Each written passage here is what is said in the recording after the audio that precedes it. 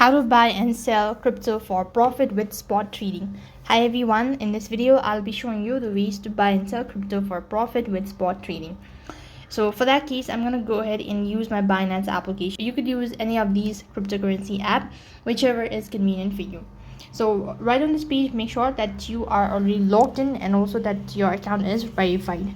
In order to begin with the spot trading, you just have to go ahead and press the Binance logo from the top left, and then you need to scroll down a bit and you'll be able to find this option as spot. If you're unable to find it, so go ahead and press the more button and you should be able to find it. So